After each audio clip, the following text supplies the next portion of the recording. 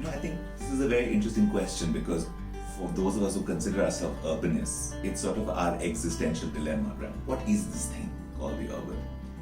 And in many ways, all of us kind of grab one part of it in order to make sense of it. So some of us focus on its spatiality, its materiality, the road, the asphalt, the concrete, the building, the form, the green space, the open space.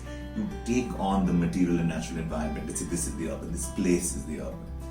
Others of us say, but that place has no meaning without it being rooted into human life. We see the urban as a fundamentally social category. We talk about whether there is something called urban culture, whether there is this, all of us have these notions of the urban as cosmopolitan, as metropolitan, as modern, ideas that are constantly needing to be challenged and rethought. Right? We have others who sort of understand that the logic of the urban is actually a logic that is rooted in certain flows of value and resources and capital and money. To us, the urban is basically a geography of the economy, if you think about it that way, right? And this is a simple way to say it is, it's the money stupid, right? And that's the debate that we follow around.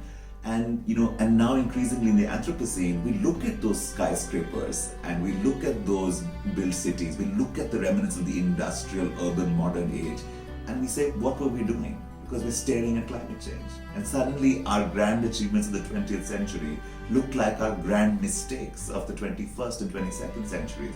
As we look at those same achievements and say, look at these heat islands, look at this built form, look at the fact that groundwater has no way to complete cycles as we asphalt and concrete our way. Or we think of this question, say in the Indian context of saying, why is it that we have such a constitutional respect for central and state governments, but such disregard for urban governments? Mayors in many parts of the world are the most prominent and powerful political figures. They're absent in the Indian context. What happened to our third tier of governance? What happened to the 74th Amendment? So all of us, even as faculty in here, are constantly entering the urban through these different registers. And I think the challenge for a lot of us is to realize that none of those entry points are in of themselves complete, even though all of them are essential. And it's in those intersections between them. It's in the way that the natural environment is politically and socially produced, right? That a lake in an urban city is not a natural asset. It is equally a complex economic geography. It is equally a cultural artifact. It is equally a governance puzzle. Right? It's about looking together and saying the simplest problem, for example, you want to get water to a low-income urban community. You can't do it without the engineer who understands how to retrofit pipes into a dense built environment. You can't do it without the economist who debates what that water should cost and whether it is free because it is a right and a public good, or whether it is priced because it is a commodity that the utility needs to survive. You can't get it without an urban planner who will tell you there's a reason why the water isn't there in the first place, because this settlement doesn't have legal right to title. So unless you go to court, your engineers can't start moving. You can't do it without the sociologist who will tell you that the line in front of the community tap is predominantly women and girls. And that waiting time for water is one of the classic reasons for educational dropout, which the problem we're trying to solve elsewhere.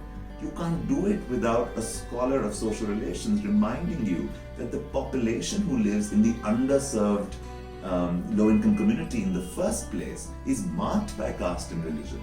And it's not incidental to think about those two things together. Now, when you look at all of these things and you grapple, you take a simple problem, right? Let's solve a problem. We love saying this these days. Let's problem solve. Let's get water into a low-income community. The question is, what are the mix of perspectives and skills that you need to solve that problem? And what we try to do is we think of it as an engineering problem or an economic problem or a gender problem or a social problem. The thing is, it's all of those together. And that bringing together is what urban practice is about. And that interdisciplinary sense of urban practice comes from a deep interdisciplinarity of the urban itself. The city does not care if you were trained as a sociologist or a journalist. The problem does not care what conceptual language you use. And that's what we have to begin from. And we sit and we teach in classrooms and there are windows in them, and outside the window is a place with real people and real institutions. And if those two are not talking to each other, then we haven't yet, with all our theorizations, begun to actually grapple with the urban, either as teachers or as fellows or as citizens. So the attempt is to get our hands dirty, but also get our hands dirty smartly and refuse a kind of single issue approach. Right? So one of the greatest things in social movements across the world is say there are no single issue struggles because we don't live single issue lives. Right? Interdisciplinarity is not complicated philosophically.